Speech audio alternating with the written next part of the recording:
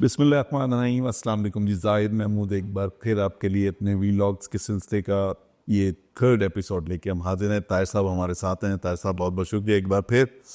طاہر صاحب, جو B T properties Dubai کا آغاز ہوا پچھلے ہفتے اور ہم نے اس کی اوپننگ سیریمنی وغیرہ دیکھی ہے سوشل میڈیا پہ,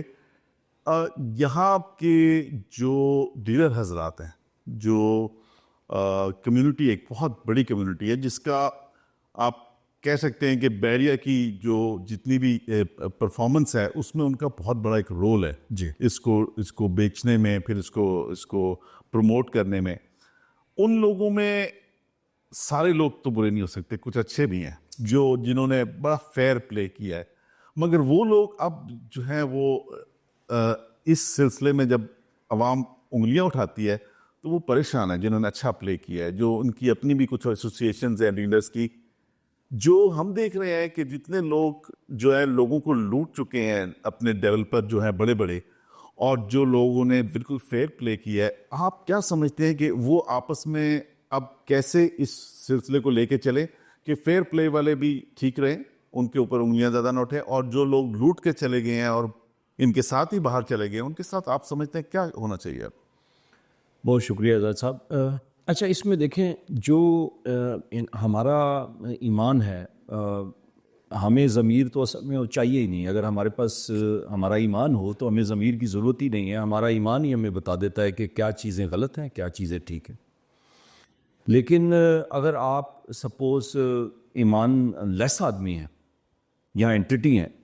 تو آپ کے پاس ایک انسان کا جو ضمیر ہے وہ تو ڈیفینیٹلی ہوتا ہے. تو یہ آپ کے ایمان کے تحت یا ضمیر کے تحت آپ نے یہ فیصلہ کرنا ہوتا ہے کہ آپ بحیثیت بزنس مین کے اپنی جو بھی سروس آپ ایکسٹینڈ کر رہے ہیں, جن لوگوں کو جو بھی وعدے آپ کر رہے ہیں, چاہے کسی کے بہاف پہ بھی کر رہے ہیں, ذمہ داری تو اینڈ آف دی ڈے آپ کی ہے. آپ کو اس دنیا کے اندر بھی ان لوگوں کو جواب دینا پڑے گا. ہو سکتا ہے کہ انڈائریکٹلی سپوز آپ ایک ڈیولپر ہیں, آپ نے مجھے بحریہ کی کوئی ڈیولپمنٹ کے اندر انویسٹمنٹ کروا دی, اور وہ انویسٹمنٹ آپ یہ جانتے تھے کہ اس انویسٹمنٹ کا کیا بن سکتا ہے, لیکن آپ نے مجھے اس کے لیے پراپر ایجوکیٹ نہیں کیا, تو آپ اس کے اندر برابر کے شریک ہیں. بحریہ جو کرے گا ٹھیک ہے, اس کا امپیکٹ جو ہے وہ مجھ تک پہنچنا ہی پہنچنا ہے, لیکن آپ اصل میں جان بوجھ کے ایک جانتے بوجھتے, اگر مجھے پتہ ہے کہ باہر نیچے خدا نخواستہ ایک سیکیورٹی کا ایشو ہوا ہے, ہم یہاں پہ بیٹھے ہوئے ہیں, اور آپ مجھ سے ہی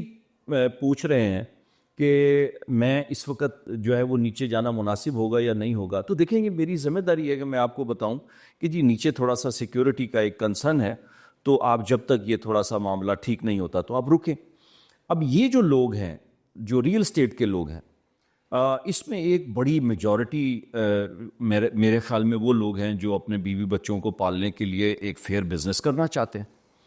لیکن ایک اوور آل سسٹم ایسا ڈیولپ ہو گیا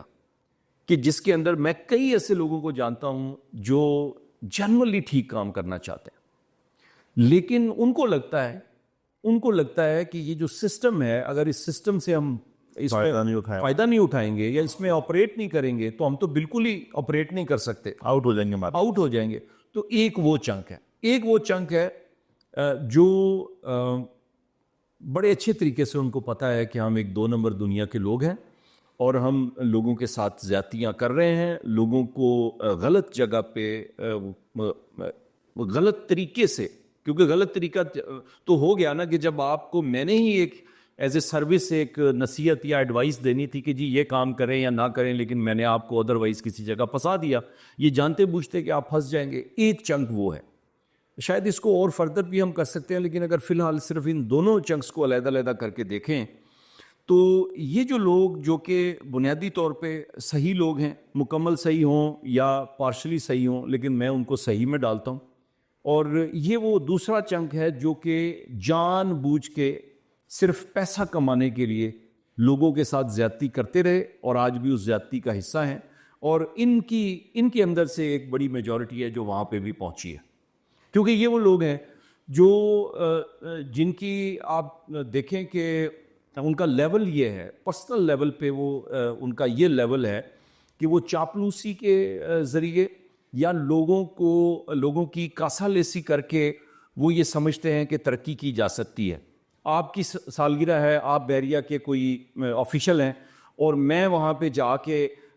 آپ کی سالگرہ کے اوپر ٹھمکے بھی لگاؤں اور وہاں میں کیک بھی لے جاؤں، وہاں میں ویلیں شیلیں بھی کراؤں، تو آپ سوچیں کہ پھر میرا اپنا کیا لیول ہے؟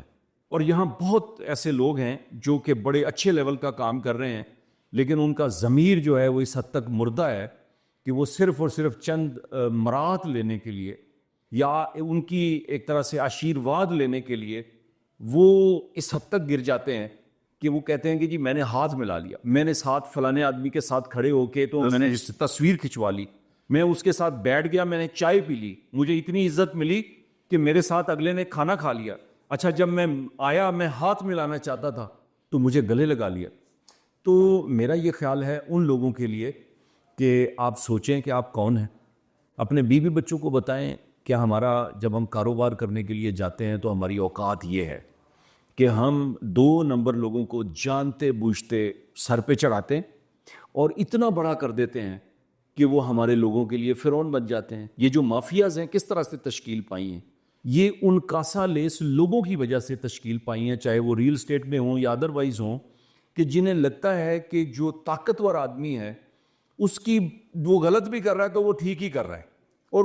اس کی آپ نے ہاں میں ہاں ملانی ہے تو آپ کا مسئلہ حل ہونا ہے۔ تو یہ جو لوگ ہیں ان کا مجھے لگتا ہے کہ جو ریل اسٹیٹ کے حوالے سے بھی ہماری اگر کوئی آرگنائزیشنز ہیں تو وہ اس حوالے سے جو بھی ان کے آفیشلز ہیں میں ان کو کہتا ہوں کہ جی آپ اس کے اوپر تھوڑا سا ڈنڈا اٹھائیں اور آپ کہیں گے جی گندی مچھلیاں جو ہیں ان کے لیے کوئی نہ کوئی پروٹوکول بنائیں گے، ان کے لیے ریگولیشنز بنائیں گے کہ جی یہ لوگ ہمارا حصہ نہیں ہوں گے، ان کو سیگریگیٹ ہم لوگ کریں گے تو اچھے لوگ، میرا خیال ہے کہ جب ان کو ایک انوائرمنٹ ملے گی اور ایک سچویشن ہم کریٹ کریں گے تو مجھے لگتا ہے کہ وہ بہت ساری آلودگی جو شاید تھوڑی بہت ان کے اندر آ بھی گئی ہو اس سے وہ بچ بھی پائیں گے، اور ایک انوائرمنٹ ایسی کریٹ ہوگی کہ جس میں آپ ایک فیئر بزنس کریں گے، ایک ٹرانسپیرنٹ بزنس کریں گے جس میں آپ فائدہ کمائیں گے، لیکن فائدہ آپ کا جائز ہوگا، آپ لوگوں کو سروسز دیں گے لیکن وہ سروسز نیک نیتی پہ مبنی ہوں گی، اور مجھے یقین ہے کہ پھر وہ سسٹینیبل بھی ہوں گی۔ بالکل آپ نے صحیح فرمایا تھا صاحب۔ اگر آپ کو یاد ہو آپ نے بھی دبئی میں ٹائم گزارا ہے کہ 2008 سے پہلے جو مارکیٹ تھی ریئل اسٹیٹ دبئی کی وہ ریگولیٹڈ نہیں تھی گورنمنٹ کی طرف سے، وہاں بھی اس طرح کے اجمان میں ابھی بلڈنگز کھڑی ہوئی نہیں ہیں اور پہلے ہی جو ہے انویسٹرز کو چیک لے لیے گئے، چیک دے دیے گئے، اور جب وہ ببل پھٹا تھا 2008 کے اگست میں تو اس کے بعد وہاں کی گورنمنٹ نے ریئلائز کر کے اس کو ریگولیٹ کیا، اور وہاں یہ جو آپ نے ابھی بات کی فلٹر ہونے والی، پھر وہ سب فلٹر ہو گئے، جو لوگ یہ اس 2 نمبری سے پیسہ بنا رہے تھے ریئل اسٹیٹ میں وہ فلٹر ہو گئے۔ تو میرا خیال ہے امید رکھنی چاہیے کہ یہاں کی گورنمنٹ بھی کبھی کھڑے ہو کے اس ریئل اسٹیٹ مارکیٹ کو، اس انڈسٹری کو اس حد تک ریگولیٹ کرے کہ اچھے لوگ کام کریں، اپنا نام بنائیں، اور وہ لوگ جن کی انویسٹمنٹ بیچاروں کی یا ان کی پینشن کی انویسٹمنٹ ہے یا ساری زندگی کی انویسٹمنٹ ہے یا باہر سے کما کے لائے وہ انویسٹمنٹ ہے، وہ نہ ڈوبے۔ اب تو یہ حال ہے کہ بہت سے لوگوں کی تو یہ جو بڑے بڑے نام ہیں ان کے ساتھ AAA وغیرہ، اسکوائر 9 وغیرہ، ان کے ساتھ وہ ساری انویسٹمنٹ ان کی فارغ ہوئی ہے۔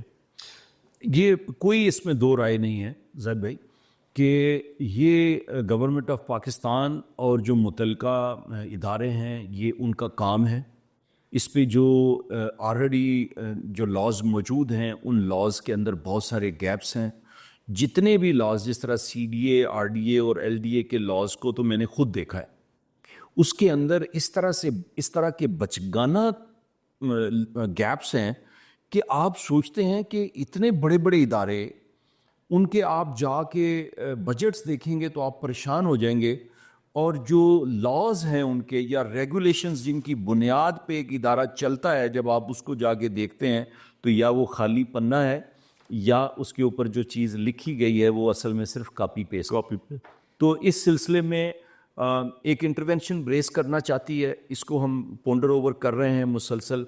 کہ کہاں لے کے جائیں کہ یہ جو گیپس ہیں ان کو آئیڈینٹیفائی کر لیں۔ ہونا تو یہ چاہیے کہ اس کے اوپر فیڈرل گورنمنٹ ایک لا بنائے،